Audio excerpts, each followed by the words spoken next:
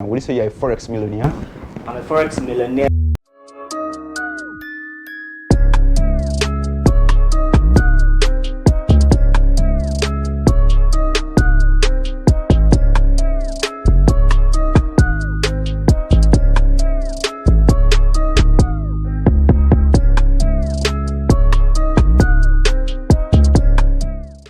What's up, everybody? It's Benson right here. Today I'm super excited to bring you this brand new episode.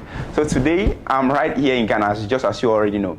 I'm here to interview Ghana's biggest forex trader. I'm sure you already know. So a day ago I dropped a video and I asked you guys to recommend traders here in Ghana that I should actually look out for. And most of you were just mentioning with just one same person.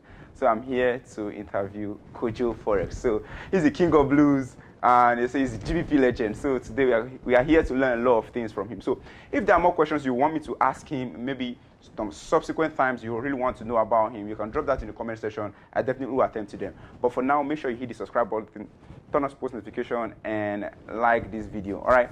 So let's head straight to it. All right, guys. So right here, I'm sitting in his apartment. I'm super pumped seeing all that he has got. That really shows that all what he's teaching is really living the life. That's he's a true forex trader. So, and before I go in, I want him to introduce himself and also to give us his IG and where we can follow him on all social platforms. So, yeah, guys. So my name is Kojoforex, as you know, aka GBP legend. My social media handle is Kojoforex. On Twitter, Facebook, everywhere. It's just Kojoforex. Yeah, fantastic. So we want to know, like, for how many years, have you been trading? Well, personally, if I count from the time I actually started trading on MetaTrader 4, it's been like, let's say, 8 to 9 years now. Wow, that's a lot longer than me. Yeah, that's really nice. So, but are you a Forex millionaire? Would you say you're a Forex millionaire? I'm a Forex millionaire in my own Ghanaian currency, but dollars, I'd say I'm almost there. Wow, that's fantastic. A lot of sincerity right there. So I really want to know, because there are a lot of people who really look up to you, because each time I drop a video talking about other traders in Africa, your post, like, people got to tag you a lot more. Yeah. So I just wanted to know that whatsoever you are doing, a lot of people are actually looking up to you there. So that's why we really need you to be very, very, very discreet with all of this information. We want to know, for when you started trading, how many accounts did you blow? Is it normal to blow a series of accounts? Well, like I told you, it's been like 8 years. And then part of that 8 years has 4 years of my school going years. I actually stumbled on Forex in my first year in university, which is University of Ghana Business School. And then from level 100 through to 400, Forex was more like a side hustle for me to make a living. When I was done with school, which was in 2016, I did 1 year mandatory service with the National Petroleum Authority of Ghana, which is one of the very big and then, high rating organization to be fortunate to work in. They actually gave me the opportunity to extend my work period, but I wasn't really that person that had thought about that corporate process. I actually wanted to be an independent person doing my own entrepreneurial stuff. So I had gathered some few money back then when I actually decided to cut the corporate umbilical cord, which was 2016, and then just go fully into trading. But before that, I had endeavored in several other stuff, including recruiting into the military, which actually didn't turn out well though. So I decided to go full-time trading. I would say when I started out, I had some couple of savings that I put everything into the market with an added fund from a friend. Which was about $2,000 then. We were trading and then withdrawing gradual profits. 200 we withdraw, 400 we withdraw. One fateful day we took that money to 4,000. Wow. Out of greed and maybe those bad trading trades, we actually lost everything. And that was like the turning point for me, because I realized that I've literally lost my savings and there's nowhere to turn out to. I can't also go back and go and beg for a job again. So I had to take a step back and learn from my mistake, and it is up to this point. So I'd say typically it's been like that one account that I blew, which was a major difference in my life, because I told myself that there's no point I'd like to lose any money on the market again. So I'd say like that one major account was a game changer. Okay, wow, fantastic. So there's so many people also thinking right now, because they blew an account seriously. Because for me, I've blown series of accounts. I can just imagine all the other people who are there. Now, whenever you have losses, because we still have losses, whenever you have losses, how are you able to like balance the whole thing? Like you don't allow it to get to your heart and all of those things? Yeah, so you see, like after I blew that account, I made a resolution to myself that if I start out a trading account and then I halve it, I'd rather withdraw the rest and probably spend it, because there's likelihood that, yes, that was my resolution. If I put $1,000 and I lose 50% of it, meaning it's level 500, there is 99 probability that I'm going to lose the rest. So I'd rather withdraw it and spend it, and that was my mantra or my way of life. So because of that, it never really led me to blowing out an account, you know. So that's just how I deal with drawdowns, you know. I don't let it to continuously run me down and then, you know, mess up my psychology or anything with the market. And I also want to know that whenever you are trading, and you are hitting series of profits, what are the intentions? Like, do you intend to withdraw this money to do a particular thing before you start trading? Because there are so many people, they are currently in debt. They think, okay, trading can actually take them out of debt, or maybe trading can take them out of their family situation. Do you have intentions before? Won't that make you emotional? You see, this one really makes me go down into explaining how I actually stumbled upon Forex. You see, unlike most people who want to venture into trading to more like as a means of employment or as a means of alleviating their poverty, I actually saw trading as a career opportunity, you know, career-wise. I never thought about trading like a means to occupy my unemployment or, you know, to just change my family line or something like that. I wouldn't say I come from the best of families, but I come from a middle or average family. And being the last born, I had no obligation at all. So the rest of everything was how I would be able to fend for myself. So nobody was really particular about whatever I decided to endeavor in. You see, so I learned trading, especially I would say because of my accounting background, too. I understood money. You get me? Yeah. And then I read more about people that actually made a true and good professional living from trading before I actually ventured into it. So I didn't stumble upon trading because I saw maybe some flashy Instagram guy and said, oh, I want to be like this guy, or maybe I went to take people's money, blew it, and then I need trading to pay back. I actually saw trading as something that is a career, just like the way I see my colleagues in the banks and the auditing firms. I also sit by my PC trading like a professional. Wow, that's fantastic. So what advice would you give to somebody who is learning right now, who wants to start learning by seeing your success story and every other thing? I'd say, like, quite recently I was advising somebody.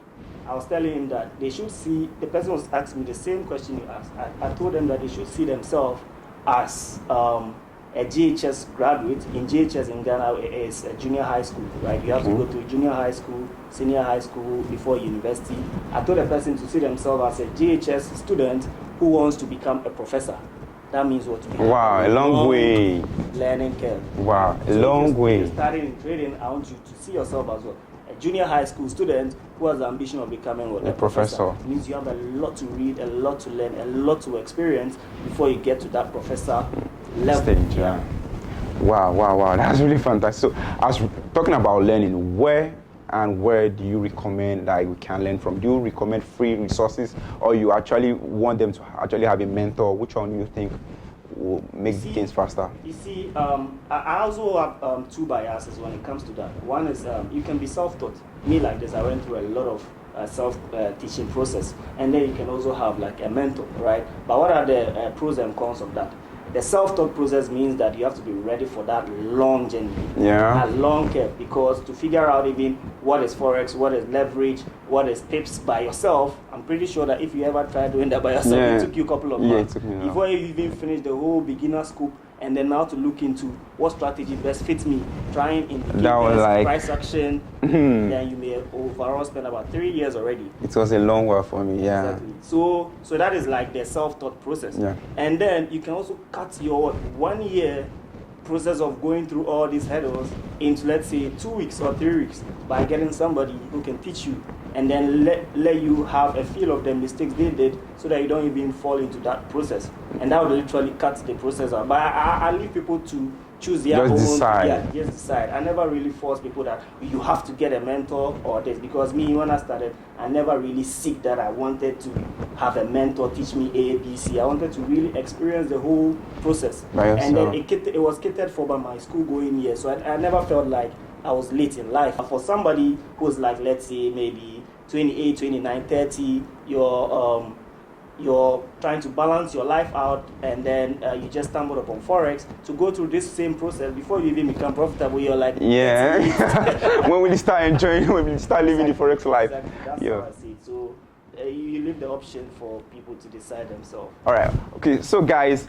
Kojoforex actually have a very large community of people where he trained people on how to trade profitably, and we have gotten a lot of testimonies. I love people even messaging me and telling me all about him. Yeah. So I'm going to leave the link in the description box so you can join his community and all information regarding that. Now, as to whether you should follow him, this next question will convince you. So like, in your many years of trading, how many assets have you been able to go? Like, how many assets have you got? When I mean asset, now just allow me to add the flashy things. Yeah, you may say car is not there, but I just want him to mention the cars you have been able to purchase, the houses and things that you're able to get with this Forex money, so that may further convince you about this Forex thing.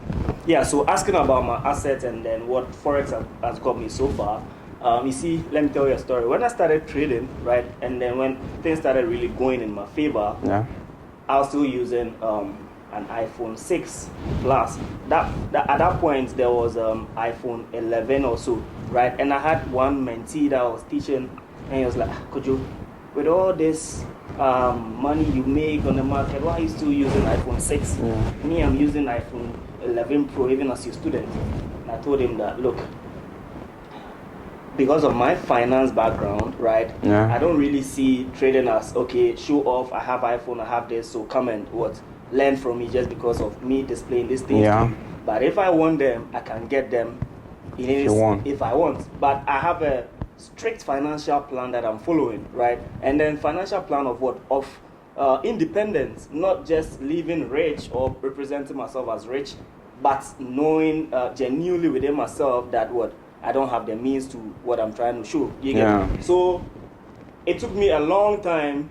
When I had everything figured out, my investments, my long-term projections of my continuous flow of income, then I'm like, okay, this is what people want to see, is it? The house, the cars, the mobile phones. Yeah, that's what. So I started actually going into them. But now to talk about my personal assets and investment, right? I have about 4 cars to my name. Wow. And then with those 4 cars Forecast. it didn't actually start with like the biggest. It actually started with the smallest to the very one that most people know, which is the Mercedes, right? So when I started trading, the first car I bought was a Dodge, right? It was not really expensive then. Then the second one was a Toyota, and then I got a Nissan, a Hyundai, and then the Mercedes. Right? So all of them are actually still there, and some of them are with friends, you know, how these things work. And to talk about assets too, I've got like, I'm into property and development as well. I have lands that some for projects, some too for its appreciation to sell, you know, and all that. And then I have a couple of investments in some safe havens, right? When I say safe havens, I mean not necessarily in the financial market, but like treasury bill bonds and stuff like that. So based on all those avenues, Wow, that's a lot. That's fantastic. So I really love to hear like traders not spending their money lavishly or anyhow. They are very, very, because it is really hard. Some people think it's a free money that we are making in Forex. It is not free. It's when you try it, you blow your first account, blow your second account, and you know that this money, we are really working both off for this each dollar that we make in the Forex market. And I really love that, and I really admire your financial spending, how frugal you are regarding that.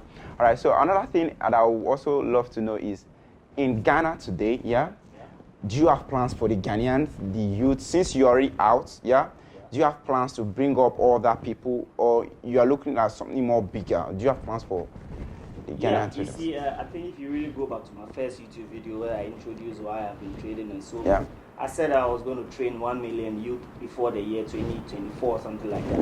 And it's something that, you see, I started in the year 2017, right? 2017, I had an office in East Legon, right? Just like the way we see most Forex guys come up and then they have like an office training. Yeah. I had that, and then we were promoting it. But the drawdown with that is that I kind of realized that, like they say, if there's an adage for that, I forgot the adage I want to use, but more like if somebody is promising you something, right, you got to check them out that do they even have that thing they are promising you? Yeah. You know, so yeah, back in 2017, we had all the knowledge, all the know-how.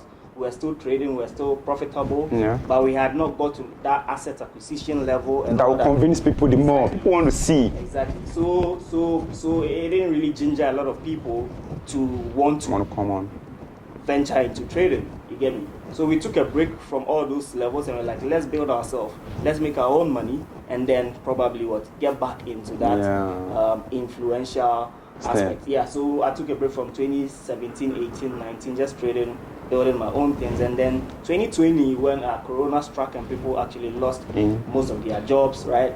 That was the very time where I was even making most of my money. So I had a lot of people hit me up that, oh, Kojo, we need some mentoring. How are you still making money and living and traveling in this Corona period, right? And then I was like, okay, perhaps this is the time to also what? To bring that agenda out, yeah. Agenda out, and then it's just been a snowball effect, right? So many people jumping onto trading. But when it comes to what you asked specifically with the plans we have for the Ghanaian community, there's a lot to come. Yesterday, even in my live session, I had people requesting that I open an in-person office so that they come to learn and stuff. So we have like a lot of plan actually going on in the near couple of months to come. Okay, so talking about the world of Forex generally, what do you think is the future of Forex? Do you think Forex would be taught in all homes, or maybe it would be a general knowledge that would be taught in school? What do you think is the future? So you see, this question, to talk about what Forex is, Forex existed before even the retail space came in, right? The big banks, big corporations, they've been they came, currencies, right? It's as a result of the influx of personal computers and internet, and then financial innovativeness that brought retail traders into Forex. Financial innovativeness from rich people, specifically the brokers connecting you and I, and anybody that people know these days onto the bigger platforms where these big corporations. So I don't see Forex going away anytime soon, but perhaps there may be some time to come where there will be limitation on retail involvement in the market, when perhaps we see a lot of unscrupulous activities going on, right? So to say would Forex be taught in schools and in homes, I can't say much about that, but I'd really wish that as the opportunity is there now, people take advantage of it, you know. Yeah. So today, tomorrow, if they say Forex market doesn't exist again, I'm going to be very comfortable. But what about the person who is watching here? Have you made anything out of it yet that you can feel like today, let's say, retail involvement has been cut from Forex?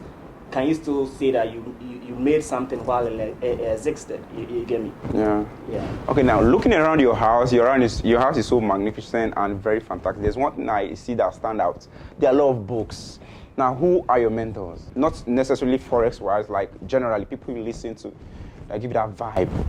Well, if it comes to mentors, my mentors revolve around things that I'm passionate about. So when it comes to trading, I have mentors, not even personal people that I've met before, but I've read their books, their workings. We have the likes of Paul Tudor Jones, we have Bracken Miller, we have George Soros. So yeah, those are the people that actually motivated me into the world of trading and then financial investing. But I also am a person that likes self-development. So I've read actually so many self-development books, and one person that inspires me when it comes to self-development is Robert Kiyosaki.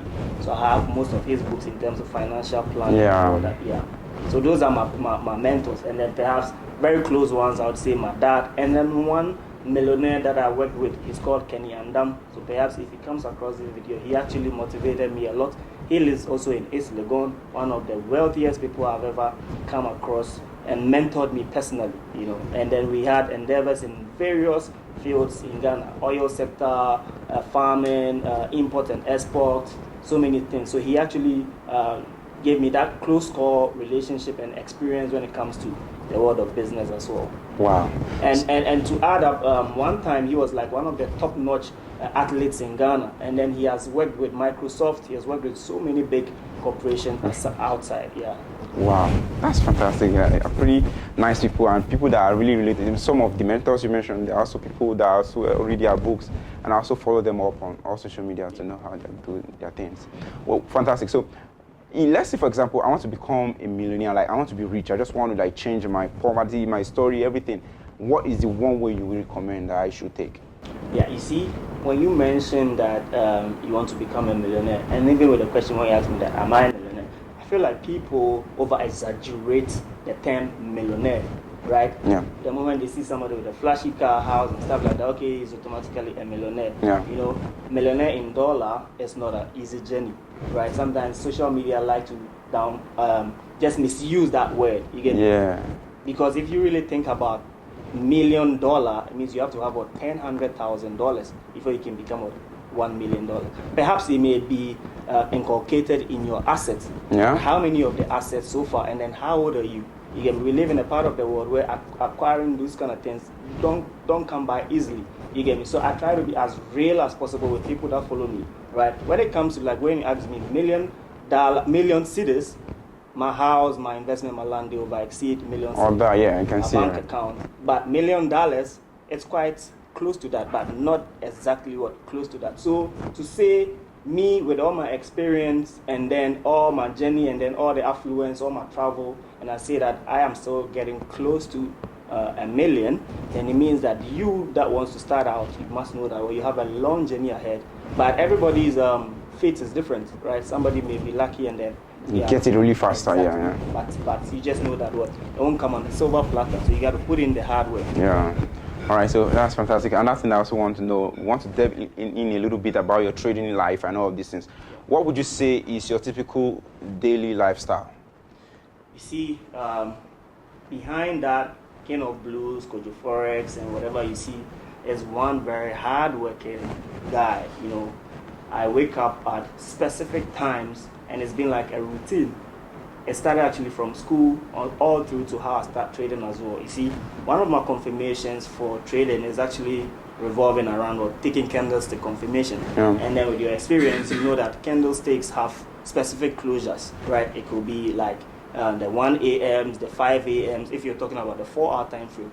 Or even if you're talking about the 2-hour time frame, continuous 2-hour succession. So I built my strategy around those timings. So it has to do with me actively waking up even at awkward hours at dawn to monitor my price action. And then when I don't have anything, I go back to sleep, wake up early in the morning, face the London session. And then when it comes to the London session, I know that Ghana, we are specifically blessed to be in the same time zone with London. So when the London market opens at 7, it's also exactly 7 in Ghana. And then, I get through with that active trading on the London session. When it's like 10, 11 p.m., I go about my other businesses. And then so what would you say is your ideal trade setup, your strategy? You see, initially when I started trading, I started off as a scalper and then a day trader before a swing trader, right? But a scalper and a day trader, specifically with a day trader, it put me through some strenuous stress. How do I say strenuous stress? It means that if I want to actually be a day trader, based on the strategy that I was using, which was more like a momentum strategy, I had to sit by my computer. I had to sit by my computer every day to actually monitor the breakouts because it was more like a breakout strategy, right? And then it could be that day where the market can be consolidating. The moment you get away from the desk, come back, and then the breakout has already occurred, right? So it means that if I really wanted to make money from the market, I had to sit through the chart till the breakout occurred. And because of that, I was asking myself that, did I actually leave 9 to 5 to still do 9 to 5 on the market? Exactly, yeah. Because if I have to leave 9 to 5 and enjoy my life, then why should I sit by the screen? So that led me towards developing that swing strategy where I can just watch the market in the long term, anticipate that. And I see that you are super good with the swinging. Like when I check your stories on Instagram and also check your videos, the lessons you put out there on YouTube, I say, man, you are watching to catch 500, 300 pips, and that's really a very fantastic thing. And I envy that a lot. And one more thing I also want to add to this one is, I really want this, our society, our community here, to be really, like, it should be booming, it should be building. Like the same way, I know you come to Nigeria for training regularly, and I also want that to also spread here in Ghana. Like, I just want to like have more plan, and you are promising us that you're going to be doing that more often. Yeah, fantastic. So, because the goal is for us to spread our tentacles all around this Africa and even beyond. So what are the names of traders that you look onto, like traders you also look out for, maybe on Instagram, that you just, okay, you like their thing and you just follow their vibe, not necessarily just their trading, but maybe their personality and all of that? So this one brings me to the very reason why my Instagram followings have 0, right? So it got to a point where I was soaking into... Oh, is 0 followers? You don't follow people? No, not at all. Wow. It is not for flags or anything. It just had to do with my psychology, and I'm going to share that for the first time perhaps with you. Wow, so you're hearing that here for the first time. So when I started out, right, I was watching people. This person is doing trend line, this person is adding some indicators, this person is saying Ichimoku is the way, this person is saying that, right?